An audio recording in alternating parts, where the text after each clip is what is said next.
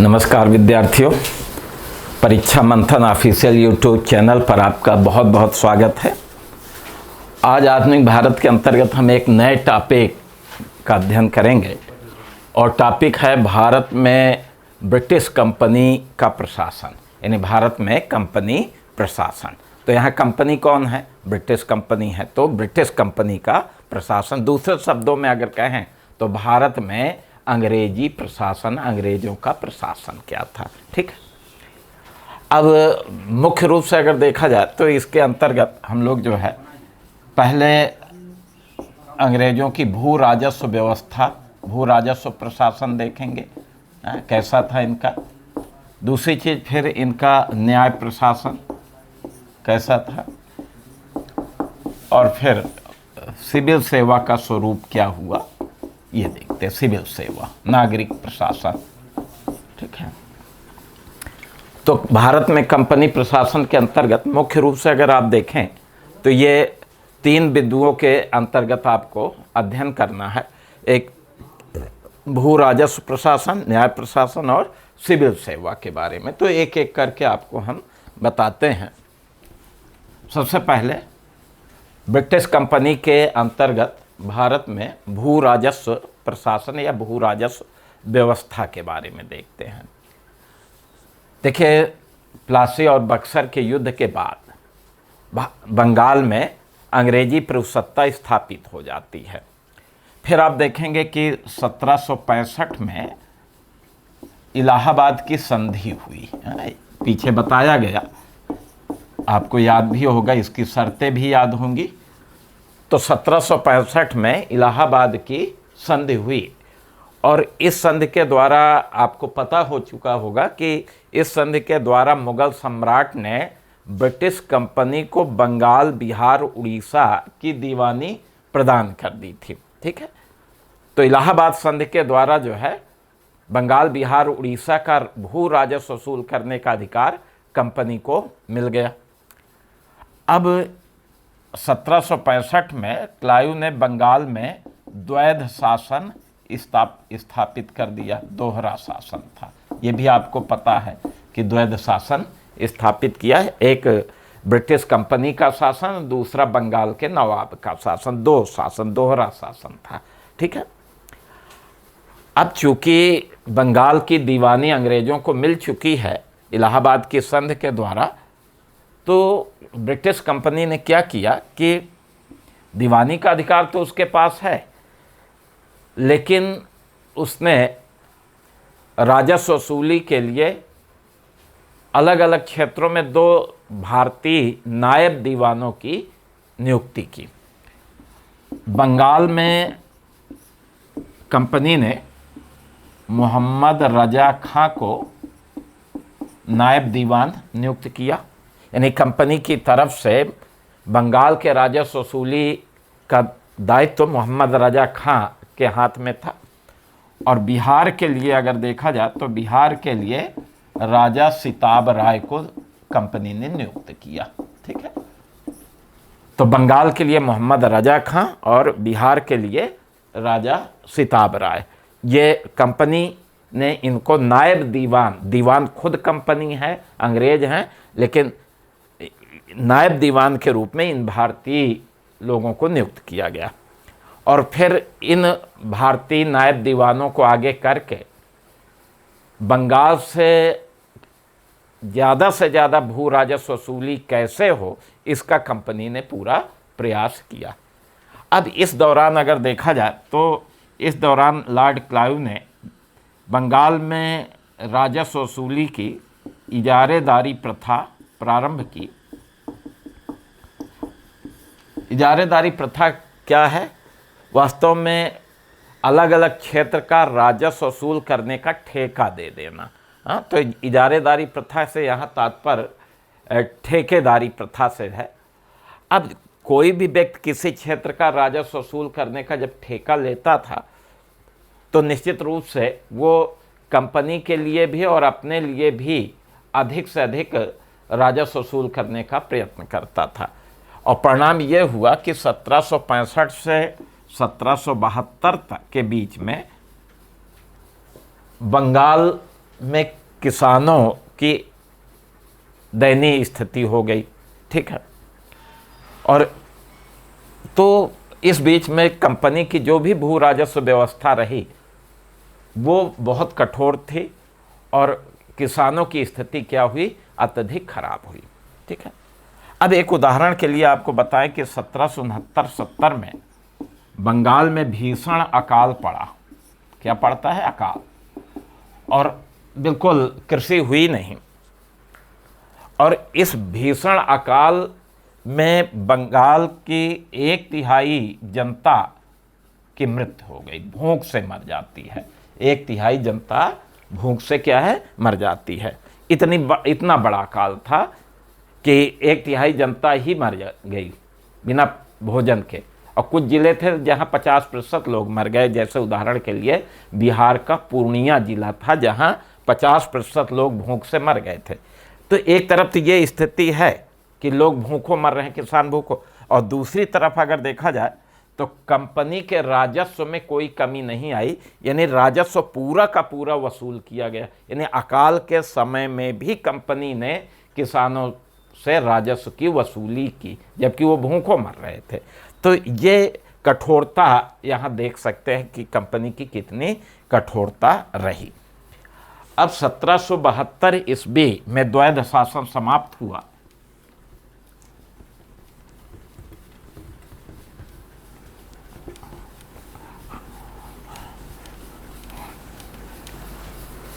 अब देखिए 1772 ईस्वी में वारेन हेस्टिंग्स ये बंगाल का गवर्नर जनरल बनकर आता है, ठीक है। और इसने बंगाल में जो है जो द्वैध शासन था इसे समाप्त कर दिया। द्वैध शासन क्या किया? समाप्त, ठीक, ये हुआ, समाप्त हो गया। अब कंपनी सीधे राजस्व वसूली का निर्णय लिया कि, और परिणाम यह हुआ कि जो भारतीय नायब दीवान थे उनको हटा दिया गया। मोहम्मद रजा खां, सिताब राय, इन सबको हटा दिया गया, ठीक है। अब कंपनी स्वयं दीवान का काम करेगी। अब वारेन हेस्टिंग्स ने क्या किया कि क्लायू की इजारेदारी व्यवस्था को ख़त्म करके बंगाल में पंचवर्षीय बंदोबस्त लागू किया। कौन सा? पंचवर्षीय बंदोबस्त लागू किया, ठीक है। और ये 1772 से 77 तक चला, ठीक, 5 वर्ष के लिए था। तो पंचवर्षीय बंदोबस्त किसने लागू किया था? उत्तर क्या देंगे? Warren Hastings. अब इस पंचवर्षीय बंदोबस्त में यह था कि बंगाल के प्रत्येक अलग अलग जो भी राजस्व क्षेत्र थे उस क्षेत्र का 5 वर्ष के लिए राजस्व नीलाम कर दिया गया, निर्धारित कर दिया गया। यानी एक बार जो राजस्व निर्धारित होगा वही राजस्व 5 साल तक उसी दर से लिया जाएगा, इसलिए इसका नाम पंचवर्षीय बंदोबस्त रखा गया। लेकिन इसमें यह था कि कंपनी की आमदनी 5 वर्ष के लिए फिक्स हो जाती थी। अब इसके बाद जब 1777 में ये व्यवस्था खत्म हुई तो वारेन हेस्टिंग्स ने पंचवर्षीय बंदोबस्त की जगह 1 वर्षीय बंदोबस्त लागू किया, ठीक है। 1 वर्षीय बंदोबस्त कब लागू हुआ? 1777 में।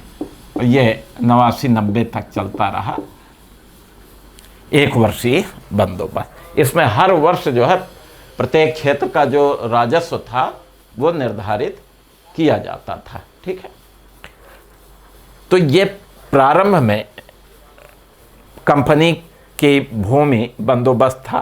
पहले इजारेदारी प्रथा, फिर पंचवर्षीय बंदोबस्त, फिर 1 वर्षीय बंदोबस्त। उधर 1784 में पिट्स इंडिया एक्ट पारित हुआ था जिसमें यह कहा गया था कि कंपनी बंगाल में एक स्थायी बंदोबस्त का प्रबंध करे। और फिर उसके बाद लॉर्ड कॉर्नवालिस को बंगाल का गवर्नर जनरल बनाकर भेजा गया, ठीक है। अब लॉर्ड कॉर्नवालिस जब बंगाल का गवर्नर जनरल बन करके आया तो उसने स्थायी बंदोबस्त लागू करने के कार्य प्रारंभ किए और अंततः उसने स्थायी बंदोबस्त लागू किया। तो अब आपको बताते हैं स्थायी बंदोबस्त। Permanent settlement. ये स्थायी बंदोबस्त का जनक कौन था, प्रश्न ये आएगा कि इसका जन्मदाता कौन था। तो स्थायी बंदोबस्त का जनक लॉर्ड कॉर्नवालिस, ये याद रखिए कि लॉर्ड कॉर्नवालिस था। ठीक है, अब स्थायी बंदोबस्त के अंतर्गत क्या व्यवस्था थी ये आपको बताएं। देखिए, लॉर्ड कॉर्नवालिस 1790 ईस्वी में 10 वर्षीय बंदोबस्त लागू किया। 10 वर्षीय बंदोबस्त यानी जो भी भू राजस्व व्यवस्था थी वो 10 वर्ष के लिए लागू की गई, तो उसी को 10 वर्षीय बंदोबस्त कहा गया। तो 1790 में 10 वर्षीय बंदोबस्त लागू किया गया। ठीक है, और इसी समय कॉर्नवालिस ने यह भी घोषणा किया कि जैसे ही कोर्ट ऑफ डायरेक्टर्स जो लंदन में स्थित था, तो जैसे ही कोर्ट ऑफ डायरेक्टर्स की अनुमति मिलेगी, यही बंदोबस्त स्थायी बंदोबस्त में परिवर्तित हो जाएगा। यानी जो 10 वर्षीय बंदोबस्त है वो स्थायी बंदोबस्त में क्या हो जाएगा, परिवर्तित हो जाएगा। फिर आगे 1793 ईस्वी में कोर्ट ऑफ डायरेक्टर की अनुमति मिल गई, और जब कोर्ट ऑफ डायरेक्टर की अनुमति मिल गई तो 1793 में स्थायी बंदोबस्त लागू हो गया। तो स्थायी बंदोबस्त कब लागू हुआ, उत्तर देंगे 1793 ईस्वी में लागू हुआ। ठीक है, तो ये आपको ध्यान में रखना है। 1793 में स्थायी बंदोबस्त लागू हुआ। अब जो 10 वर्षीय बंदोबस्त था वही स्थायी बंदोबस्त में परिवर्तित हो गया। स्थायी बंदोबस्त को ही इस्तमरारी बंदोबस्त या इसी को जमींदारी व्यवस्था के नाम से जाना जाता है।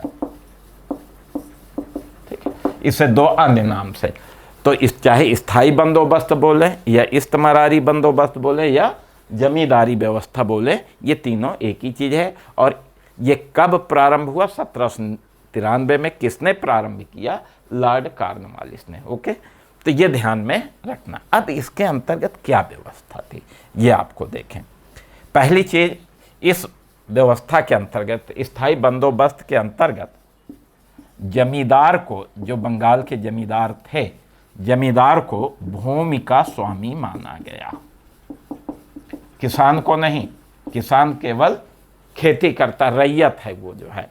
ठीक है, जमींदार भूमि का स्वामी है।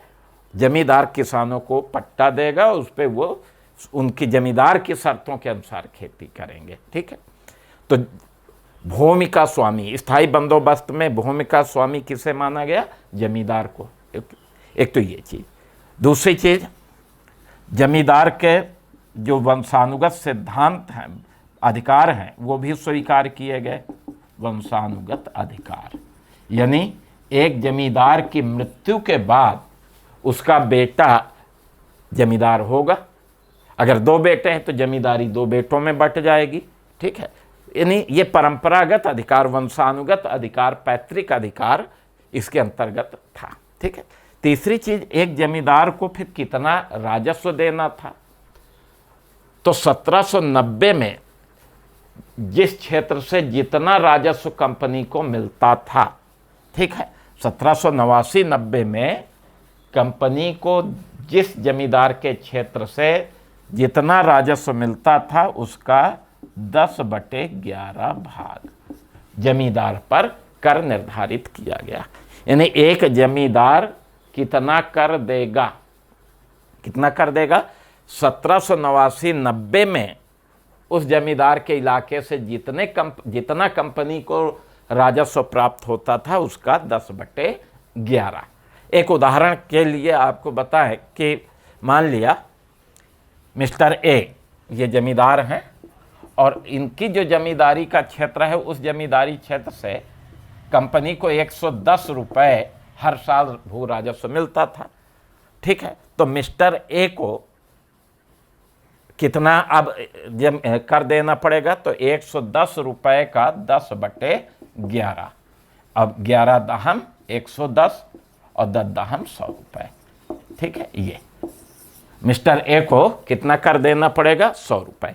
यानी जमींदार पर 1789-90 में अगर कंपनी को 110 रुपये जिस क्षेत्र से भू राजस्व प्राप्त होता था, उस क्षेत्र के जमींदार को अब 100 रुपये भू राजस्व देने पड़ेंगे, लगभग उस क्षेत्र जो पहले से मिल रहा था उसका 90%। ठीक है, एक तो ये चीज़।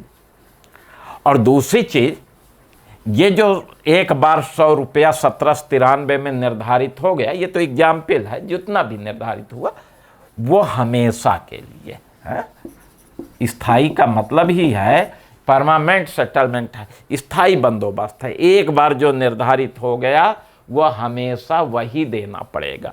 यानी 100 रुपया अगर मिस्टर ए पे निर्धारित हुआ तो मिस्टर ए अब उन पर कोई लगान बढ़ेगा नहीं कभी।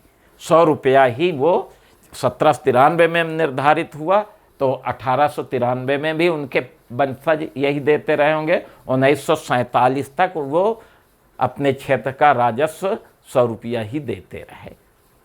तो बहुत बड़ा लाभ किसको मिल गया? जमींदार को। इस बंदोबस्त में सर्वाधिक लाभ किसे प्राप्त हुआ? ये भी प्रश्न अगर आता है तो सर्वाधिक लाभ कंपनी को मिला, सर्वाधिक लाभ किसान को मिला, सर्वाधिक लाभ जमींदार को मिला। तो सर्वाधिक लाभ जमींदार, ये सरकार और किसान के बीच एक बिचौलिया था। ठीक है, और बिचौलिया को ही सरकार ने सबसे ज़्यादा लाभ दे दिया। तो इस व्यवस्था में सबसे ज़्यादा लाभ अगर किसी ने कमाया तो जमींदार, क्योंकि भूमि का स्वामी भी है, वंशानुगत अधिकार है। एक बार जो निर्धारित हुआ वो हमेशा के लिए वही, कभी लगान बढ़ नहीं सकता। उपज राजस्व चाहे जितना वो किसानों से लेता रहे उसे 100 रुपया ही देना है सरकार को। तो सबसे ज़्यादा लाभ जो है किसको प्राप्त हुआ? जमींदार को। और जमींदार को किसानों के साथ संबंध स्थापित करने के लिए स्वतंत्र कर दिया गया कि आप अपनी शर्तों के अनुसार किसानों को खेती करने के लिए खेत दीजिए। आप चाहे जितना राजस्व लीजिए, आधा लीजिए, 2/3 लीजिए, ये आपके ऊपर है। ठीक है, तो ये चीज़। अब सरकार जमींदारों पर नियंत्रण रखने के लिए इस बंदोबस्त में के अंतर्गत एक कानून बनाया। तो 1794 ईस्वी में सरकार ने जमींदारों पर नियंत्रण रखने के लिए सूर्यास्त कानून लागू किया। सनसेट लॉ, सूर्यास्त कानून। अब ये सूर्यास्त कानून क्या है, सनसेट लॉ क्या है? वास्तव में क्योंकि जमींदारों को तो अधिकार व्यापक मिल चुके थे, लेकिन अब जमींदार समय से सरकार को कर जमा करें, इसके लिए 1794 में ये सूर्यास्त कानून लाया गया। ठीक है, अब इसके अंतर्गत क्या है? वास्तव में इस कानून के अंतर्गत ये निर्धारित किया गया कि प्रत्येक जमींदार, ठीक है, कर जमा करने के अंतिम निर्धारित तिथि, जो भी तिथि निर्धारित की गई है, उस तिथि के सूर्यास्त होने तक अगर कर नहीं जमा करती है या कर का कुछ भाग नहीं जमा करती है तो जमींदारी नीलाम कर दी जाएगी। ठीक है, तो ये है। यानी इस कानून के अंतर्गत यदि जमींदार निर्धारित तिथि के दिन सूर्यास्त होने तक धन जमा नहीं किया, तो उसकी जमींदारी सरकार क्या कर देगी? नीलाम कर देगी। यही सूर्यास्त कानून, तो सूर्यास्त कानून है। तो सूर्यास्त कानून किस व्यवस्था के अंतर्गत है? स्थायी बंदोबस्त। ठीक है, समझ गए होंगे सूर्यास्त कानून के बारे में। अब ये व्यवस्था अगर आप देखें, स्थायी बंदोबस्त, तो ये बंगाल, बिहार, उड़ीसा, उत्तरी कर्नाटक और वाराणसी का क्षेत्र, इन क्षेत्रों में लागू हुई। तो ब्रिटिश साम्राज्य में अगर आप देखें तो ब्रिटिश साम्राज्य के अंतर्गत स्थायी बंदोबस्त किन क्षेत्रों में लागू हुआ? तो बंगाल, बिहार, उड़ीसा ये मेन क्षेत्र हैं। बाद में उत्तरी कर्नाटक में भी ये लागू हुई और वाराणसी के क्षेत्र में भी लागू हुई। और ये पूरे ब्रिटिश भारत में अगर देखा जाए तो ब्रिटिश भारत के 19% भूभाग पर स्थायी बंदोबस्त लागू हुआ। ये भी ध्यान में रखिएगा कि स्थायी बंदोबस्त ब्रिटिश भारत के कितने प्रतिशत भूभाग पर लागू हुआ था। तो कितना प्रतिशत बताएंगे? 19% भूभाग बताएंगे। तो ये है। अब इस व्यवस्था का उद्देश्य अगर देखें, ये पॉइंट नोट कर लेंगे, बहुत इंपॉर्टेंट पॉइंट है और इससे क्वेश्चन आपको मिलेंगे। ठीक है, और एक एक पॉइंट आपको क्लियर कर दिया गया। ठीक है, अगर कोई चीज़ नहीं समझ में आती है तो निश्चित रूप से आप कमेंट कीजिएगा, और बताइएगा कमेंट में, तो मैं उसे दोबारा से समझा दूंगा। ठीक है,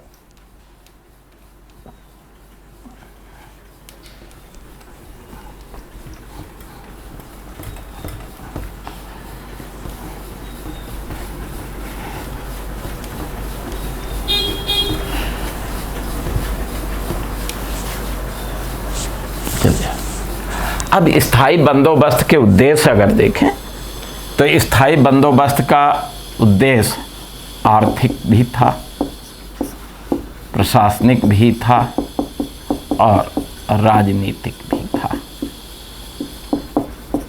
ठीक है, ये तो स्थायी बंदोबस्त के उद्देश्य, तो स्थायी बंदोबस्त का उद्देश्य आर्थिक, प्रशासनिक और राजनीतिक था।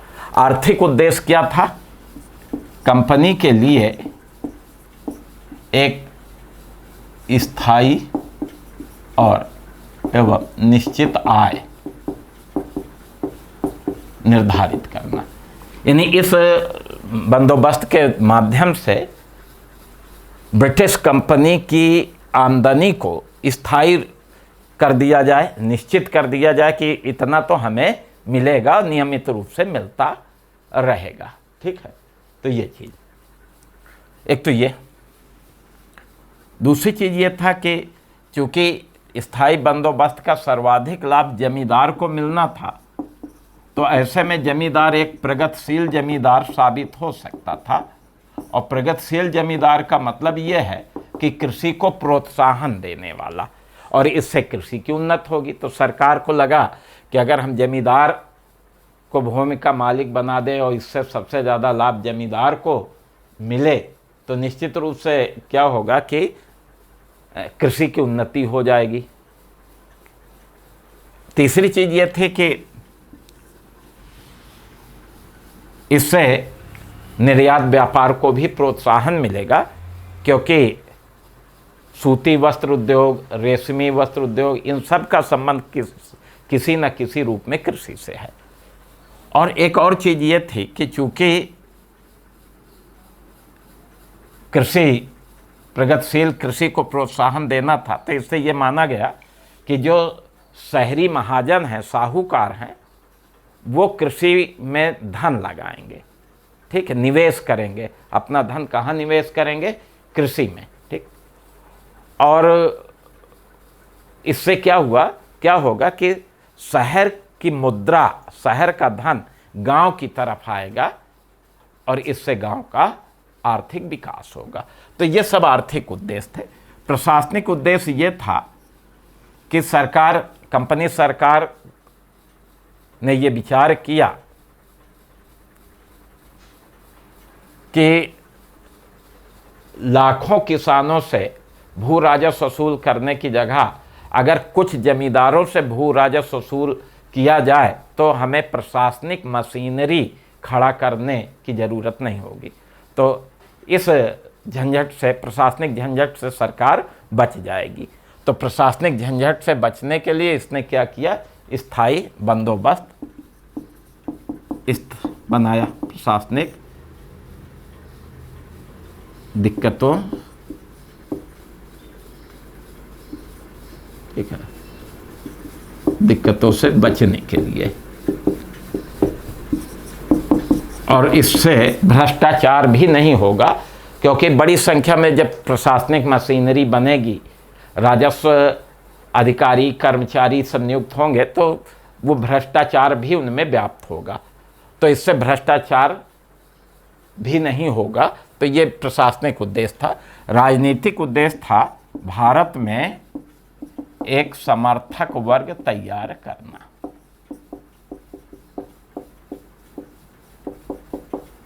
ठीक है, यानी ब्रिटिश कंपनी भारत में एक समर्थक वर्ग तैयार करना चाहती थी। और फिर आप देखेंगे कि जमींदार इनका एक समर्थक वर्ग के रूप में सामने आता है। तो ये स्थायी बंदोबस्त के उद्देश्य थे कि स्थायी बंदोबस्त किन उद्देश्यों से प्रेरित थी।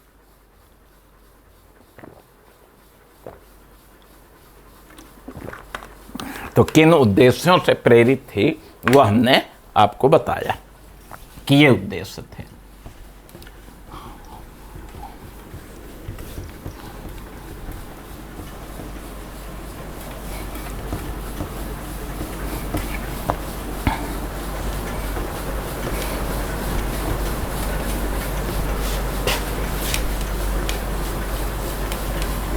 ठीक है,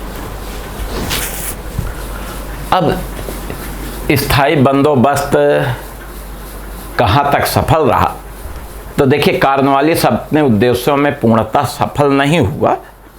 क्यों? क्योंकि देखिए इस स्थायी बंदोबस्त कंपनी की आय तो स्थायी हो गई, निश्चित हो गई, यहाँ तो कंपनी अपने उद्देश्य में सफल रही, लेकिन आप ये देखिए कि जमींदार एक प्रगतिशील जमींदार साबित नहीं हुआ और वो कृषि के उन्नति के लिए कोई भी काम नहीं किया। तो इस तरह से आप देखेंगे कृषि कमज़ोर होती गई, किसानों की स्थिति दयनीय होती गई। दूसरी चीज़ अगर आप देखें तो ये निश्चित किया गया था कि शहर की मुद्रा गांव की तरफ आएगी, लेकिन स्थायी बंदोबस्त से जब जमींदारों को अत्यधिक लाभ मिला, अत्यधिक पूंजी जमा हुई, तो ये जमींदार जो है बड़े बड़े शहरों में अपने महल बनवा करके, अपनी कोठियां बनवा करके शहरों में बस गए और दूरवासी जमींदार हो गए ये। अब हुआ क्या कि गांव से जो राजस्व वसूल होता था वो गांव से राजस्व कहाँ चला जाता था? शहर चला जाता था जमींदार के पास। तो शहर से गांव की तरफ मुद्रा आने की बजाय गांव की मुद्रा शहर की तरफ चली गई, उल्टा हो गया। तो यहाँ भी आप देखेंगे कि कॉर्नवालिस अपने उद्देश्य में सफल नहीं हुआ। जहाँ तक बात प्रशासनिक दिक्कतों की है, तो यह सही है कि सरकार प्रशासनिक मशीनरी बनाने से बच गई, लेकिन आप देखेंगे कि सनसेट लॉ या सूर्यास्त कानून के चलते जमींदारी नीलामी की समस्या आने लगी और इससे सरकार और भी दिक्कतों में फंस गई। और जहाँ तक राजनीतिक उद्देश्य है उसमें सरकार जरूर सफल रही, क्योंकि भारत में वो जमींदार को अपना एक समर्थक वर्ग के रूप में तैयार कर लिया। जमींदारों को इतना लाभ दिया कि जमींदार अंग्रेज़ों के समर्थक हो गए। और फिर आप देखेंगे कि यही देसी राजा जमींदार 1857 के विद्रोह में अपनी वफादारी अंग्रेज़ों के प्रति दिखाई, अंग्रेज़ों का साथ दिया और 1857 का विद्रोह असफल भी रहा। हाँ, तो इस तरह से आप देखेंगे कि स्थायी बंदोबस्त अपने उद्देश्यों में पूर्णतः सफल नहीं रहा। इसके सकारात्मक प्रभाव तो बहुत कम रहे, हाँ नकारात्मक प्रभाव जरूर इसके दिखाई पड़े। अब पहली चीज़ तो यह है कि इस व्यवस्था के अंतर्गत ऊपर के स्तर पर एक सामंती व्यवस्था स्थापित हो गई और नीचे के स्तर पर आप देखेंगे कि किसान की स्थिति दास जैसे होती गई। दूसरी चीज़ अगर आप देखेंगे तो जो सामुदायिक भूमि थी, जंगल है, चरागाह है, तालाब भूमि है, बंजर भूमि, जिन भूमि पर सब लोगों का अधिकार होता था, ये सामुदायिक भूमियाँ होती, वो भूमि भी जमींदार की मिल्कियत बन गई, जमींदार की संपत्ति बन गई। तो वहाँ से भी लोगों का अधिकार खत्म हुआ। तीसरी चीज़, जमींदार इतना ज़्यादा किसानों से कर लेता था कि किसानों की निर्धनता बहुत ज़्यादा बढ़ गई, किसान बिल्कुल निर्धन हो गया। एक उदाहरण के लिए आपको बताएं कि 1918 ईस्वी में स्थायी बंदोबस्त वाले क्षेत्रों से सरकार को 4 करोड़ रुपए राजस्व मिलता था, कंपनी सरकार मतलब ब्रिटिश सरकार को, जबकि जमींदार स्थायी बंदोबस्त वाले क्षेत्रों से किसानों से लगभग 60 करोड़ रुपए वसूल करते थे। अब आप सोच सकते हैं कि जमींदार किसानों से 60 करोड़ रुपए वसूल करते हैं और सरकार को जमींदार दिए कितना, 4 करोड़ रुपए। तो आप सोच सकते हैं कि जमींदार कितना लाभ प्राप्त करता था। तो किसानों का अत्यधिक शोषण हुआ इस व्यवस्था में, तो किसानों की निर्धनता बढ़ गई। किसान तो यहाँ से निर्धनीकरण शुरू हो जाता है, भारत का निर्धनीकरण, या किसान बिल्कुल निर्धन हो गए। अब इसके अतिरिक्त अगर आप देखें तो किसानों को जब भी कोई समस्या आती थी तो ऊंची ब्याज दर पर महाजनों से ऋण लेना पड़ता था, तो ये ऋणग्रस्तता की समस्या भी भारत में आ गई। किसान जो है जबरदस्त ऋणग्रस्त हो गया, कर्ज के बोझ से दबता गया। तो निर्धनता के साथ ऋणग्रस्तता भी हो गई। तीसरी चीज, अंग्रेज अपने लाभ के लिए किसानों को जो है नकदी फसल उत्पादित करने के लिए बाध्य किया कि हमारे लिए कपास पैदा कीजिए, नील पैदा कीजिए, अफीम पैदा कीजिए, चाय पैदा कीजिए। ये सारी चीज़ें अंग्रेज यहाँ से पैदावार करके ब्रिटेन भेज देते थे। तो परिणाम क्या होगा कि खाद्यान्नों का जो उत्पादन होगा वो कम हो जाएगा, और जैसे खाद्यान्न का उत्पादन कम होगा और अकाल की स्थिति आएगी तो सीधी सी बात है कि क्या हो जाएगी, भूखमरी, अकाल, महामारी, ये सब समस्या। तो आप देखेंगे कि इस बंदोबस्त का जो नकारात्मक प्रभाव ये हुआ कि एक स्वतंत्र किसान कृषि दास बन गया, सामुदायिक भूमि पर से भी उसके अधिकार खत्म हो जाते हैं, ठीक है, अब वो भूमि का स्वामी भी नहीं रहा। तीसरी चीज़, वो बहुत गरीब होता चला गया, निर्धन होता चला गया। चौथी चीज़, कर्ज के बोझ से दबता चला गया, और फिर अंग्रेज़ों के लिए नकदी फसल उत्पादित करने के कारण खाद्यान्न कम हुए तो भूखमरी, अकाल, महामारी जैसी समस्याओं का सामना करना पड़ा। तो ये इसका नकारात्मक प्रभाव आप देख सकते हैं। तो ये हमने आपको अंग्रेज़ों के स्थायी बंदोबस्त के बारे में, जमींदारी व्यवस्था के बारे में बताया कि ये जो सिस्टम है अंग्रेज़ों का, वो किसानों के लिए कितने प्रलयकारी थी। ये आप इससे समझ गए होंगे। मुख्य बिंदु ये है कि भारत में स्थायी बंदोबस्त का जनक लॉर्ड कॉर्नवालिस था। कब लागू हुआ? 1793 ईस्वी में। सर्वाधिक लाभ जमींदार को मिला जो है, ठीक है। सूर्यास्त कानून इसके अंतर्गत है।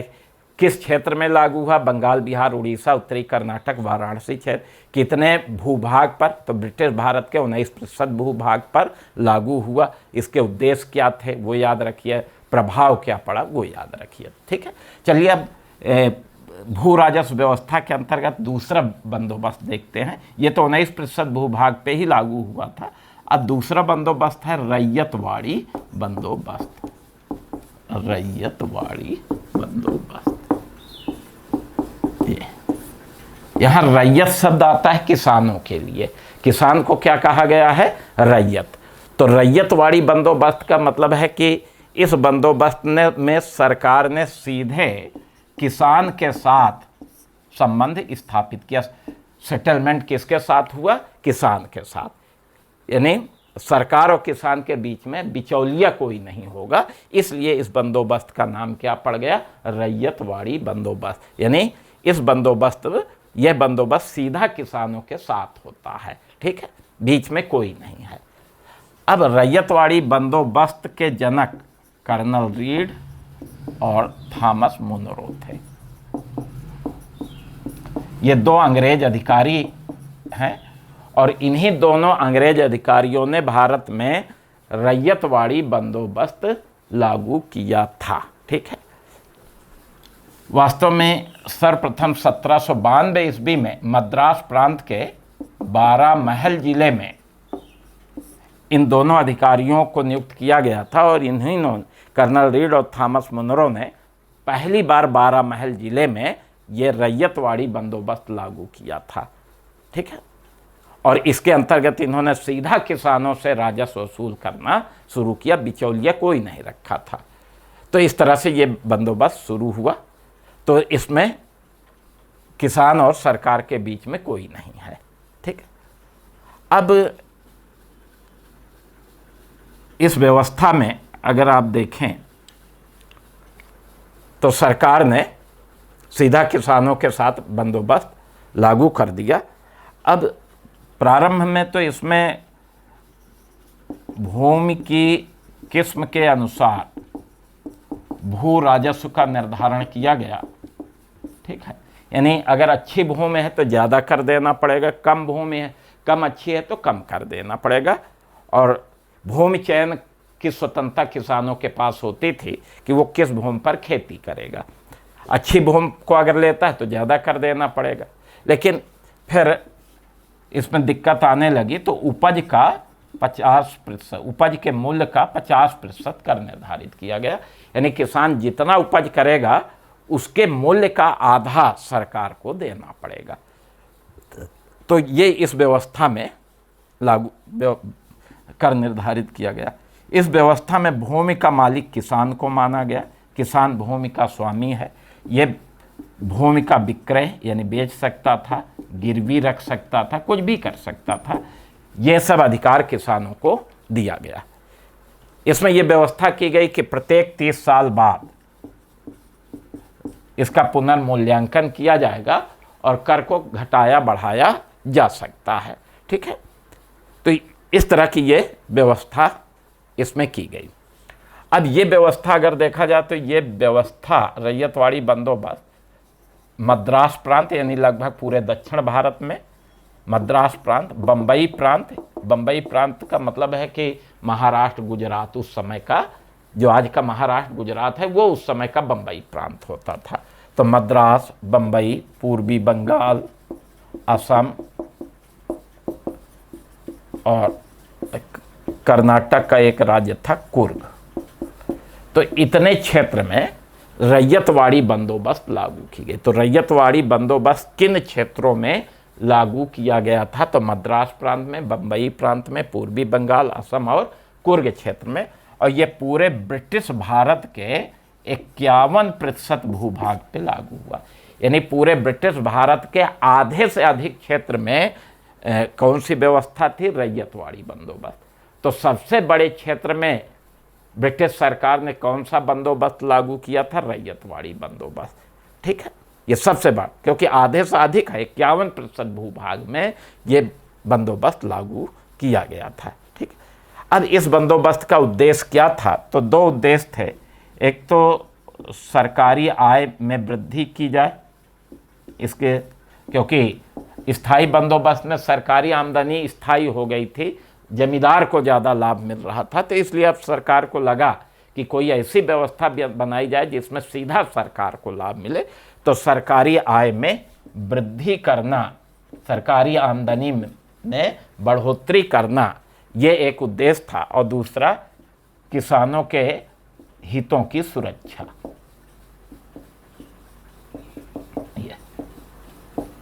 किसानों के हितों की सुरक्षा की जाए। अब इसमें सरकारी आमदनी में तो वृद्धि हो गई, क्योंकि आधा उपज का जो है सरकार ही ले लेती थी। लेकिन किसानों के हितों की सुरक्षा बिल्कुल नहीं हुई, क्योंकि इस व्यवस्था में भी किसानों का शोषण होता गया। अब देखिए, भू राजस्व तो 50% निर्धारित किया गया, वो भी उपज के मूल्य का निर्धारित, उपज का नहीं, उपज के मूल्य का।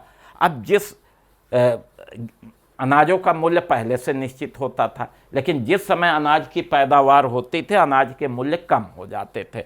तो किसानों को कम मूल्य में अनाज बेच करके ज़्यादा पैसा उन्हें देना पड़ता था। यानी 50% धन देने के लिए उन्हें 50% से अधिक अनाज बेचना पड़ता था। तो एक तो ये सर, यानी किसानों को अधिक कर देना पड़ता था, निर्धारित 50% है।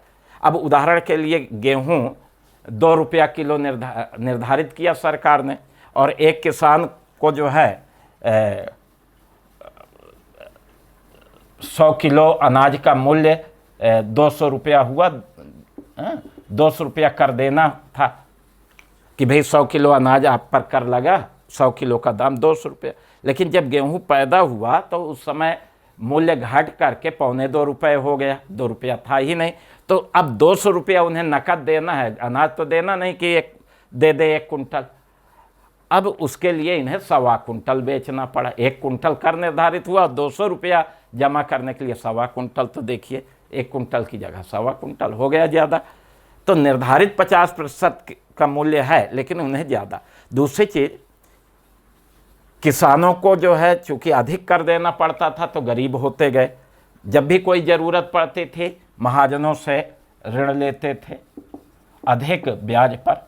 तो रैयतवाड़ी क्षेत्रों में बड़ी मात्रा में ये मारवाड़ी साहूकार बस गए थे और ये किसानों को बहुत ऊंची ब्याज दर पर कर्ज देते थे। तो इस क्षेत्र में किसान सबसे ज़्यादा कर्जदार हो गया, तो ऋणग्रस्तता बढ़ गई, गरीबी बढ़ गई और यहाँ भी खाद्यान्न उत्पादन में कमी आ गई। भूखमरी, महामारी, ये सारी समस्या इस क्षेत्र में भी आ जाती है। तो इसके भी नकारात्मक प्रभाव ही अधिक रहे। ठीक है, तो ये चीज़ जो है आपने देखा रैयतवाड़ी बंदोबस्त के अंतर्गत।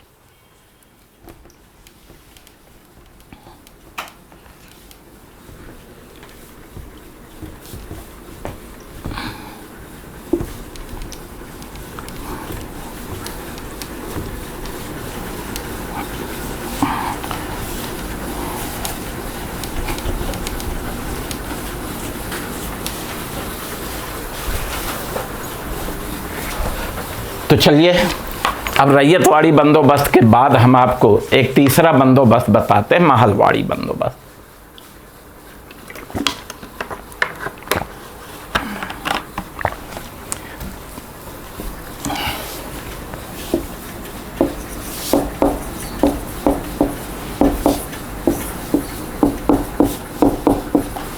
चलिए, तो ब्रिटिश शासन के अंतर्गत भू राजस्व व्यवस्था के अंतर्गत महलवाड़ी बंदोबस्त। अब देखिए, महलवाड़ी बंदोबस्त में अगर आप देखें तो यहाँ पहले तो महल का अर्थ जान लें। महल किसे कहते हैं? वास्तव में किसानों का समूह। जहाँ किसी क्षेत्र में किसानों का समूह रहता हो उस समूह को क्या बोलते हैं? महल। तो यहाँ महल का अर्थ गांव से है। ठीक है, गांव से है, गांव समूहों से है। तो गांव को जो है महल के नाम से भी जाना जाता है, क्योंकि गांव में ही किसानों का समूह रहता है। तो किसानों के समूह को महल बोलते हैं। महल से तात्पर्य गांव से है। अब महलवाड़ी बंदोबस्त क्यों नाम दिया गया?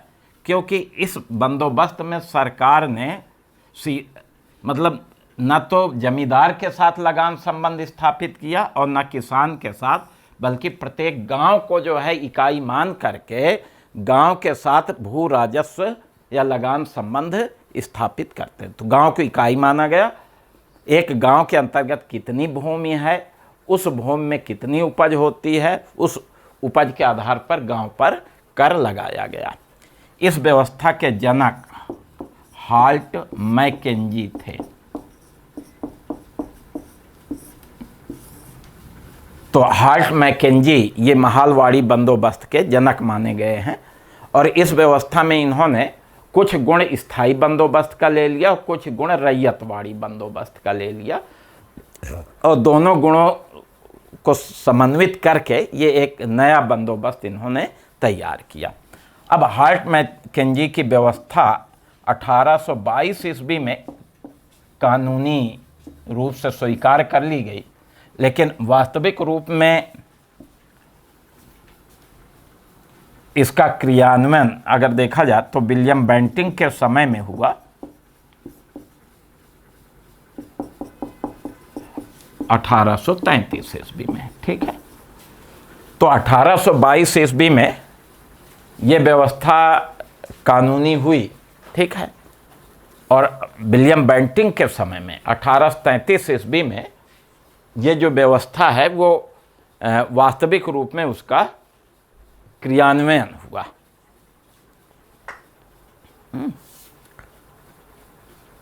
अब इस बंदोबस्त में अगर आप देखें, क्योंकि गांव को जो है इकाई माना गया और लगान संबंध गांव के साथ बनाया गया, तो इसमें सबसे पहले तो ये था कि इसमें भूमि का सर्वेक्षण करना बहुत ज़रूरी था, उसका पूरा विवरण तैयार करना बहुत ज़रूरी था। और यही कारण है कि इस व्यवस्था में आप देखेंगे कि मानचित्र और पंजियों का प्रयोग किया गया। बाकायदे हर गांव का मानचित्र बनाया गया। एक गांव के अंतर्गत कितने खेत हैं, खेतों का मानचित्र बनाया गया, उसकी सीमा निर्धारित की, फिर रजिस्टर में किस भूमि पर कौन खेती कर रहा है उसका विवरण तैयार किया गया। ठीक है। अब उत्तर भारत की इस व्यवस्था को अगर देखा जाए, वैसे इसके जनक तो हार्ट मैकेंजी हैं, ठीक है, लेकिन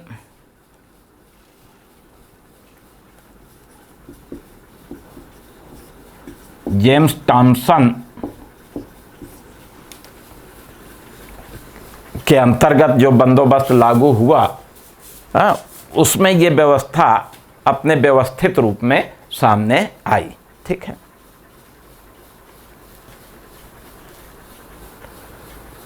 अब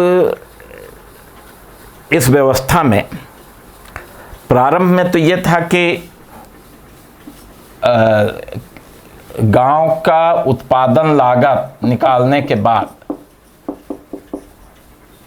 ठीक है, उत्पादन लागत निकालने के बाद सरकार 2/3 भाग कर वसूल करेगी प्रत्येक गांव से। यानी गांव का जो भी उत्पादन लागत है वो निकाल लिया जाएगा और फिर उपज का 2/3 भाग सरकार लेगी। लेकिन इस व्यवस्था में बहुत सारी समस्याएं आने लगी, झंझटें आने लगी, तो परिणाम ये हुआ कि आगे चल करके ये दर ख़त्म करके सीधा सीधा उपज के मूल्य का 50% निर्धारित कर दिया गया। ठीक है। तो यहाँ भी महलवाड़ी बंदोबस्त में भी आप देखेंगे कि उपज के मूल्य का 50% जो है भू राजस्व निर्धारित किया गया। अब ये व्यवस्था चूंकि गांव के साथ लागू हुई, अब गांव कोई व्यक्ति तो है नहीं कि गांव जो है कर जमा करेगा। अब गांव की तरफ से गांव के मुखिया को कर देने के लिए उत्तरदायी बनाया गया कि ठीक है, गांव का मुखिया अपने गांव के किसानों से, जिसके पास जितनी भूमि है, वो उससे उपज का 50% वसूल कर लेगा और वसूल करके गांव की तरफ से वो जमा करेगा। तो गांव को मुखिया को जो है किसानों से कर वसूल करने का अधिकार दे दिया गया। तो इस व्यवस्था में किसानों से कर वसूल करने का अधिकार मुखिया को। अब एक तरफ से ये एक कृत्रिम बिचौलिया बन गया सरकार और किसान के बीच में, गांव का मुखिया। अब गांव का मुखिया क्या करने लगा, किसानों से बेगार भी लेने लगा, क्योंकि राजस्व वसूल करने का अधिकार इसके पास था।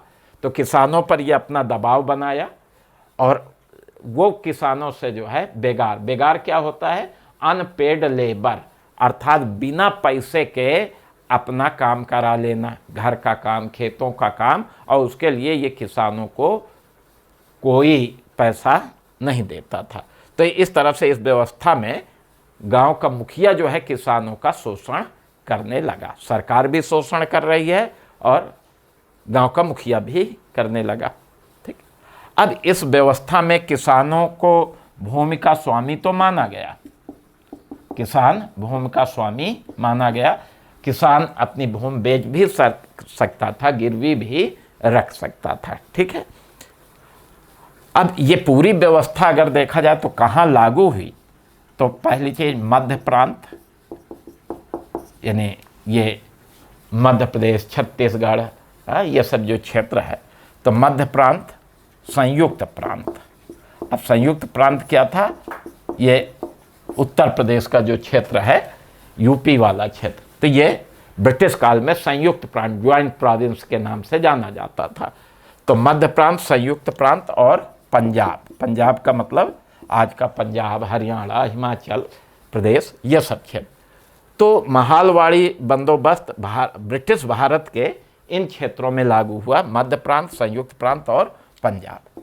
और ये पूरे ब्रिटिश भारत के 30% भूभाग पर लागू हुआ। जो ब्रिटिश भारत था उसके 30% क्षेत्र पर यह महालवाड़ी बंदोबस्त लागू हुआ। यानी 19% पे स्थायी बंदोबस्त, 51% जो है रैयतवाड़ी बंदोबस्त और 30% ये, तो तीनों जोड़ दीजिए तो 100% हो जाएगा। ठीक है, तो ये महालवाड़ी बंदोबस्त वाले क्षेत्र थे जहां ये व्यवस्था लागू हुई। अब इस व्यवस्था का उद्देश्य भी सरकारी आमदनी को बढ़ाना और किसानों के हितों की सुरक्षा करना था।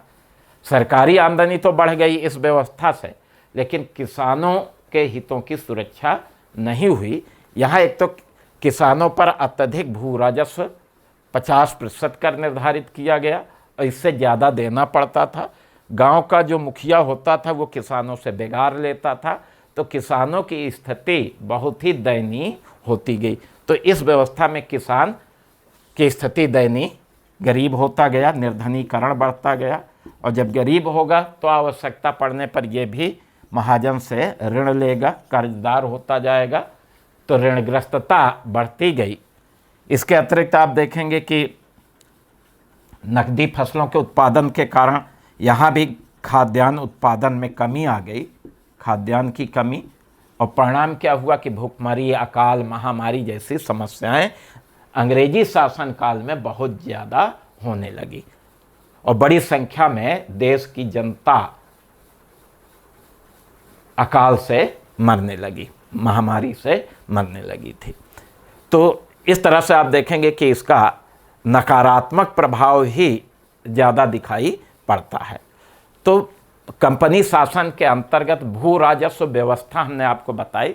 तो प्रारंभिक भू राजस्व व्यवस्था क्या थी, एक तो वो जानेंगे। उसमें क्या जानेंगे, क्लाइव के अंतर्गत हमने क्या बताया कि क्लाइव के अंतर्गत जो है इजारेदारी प्रथा थी, ठेके पर, और किसानों का अत्यधिक शोषण हुआ।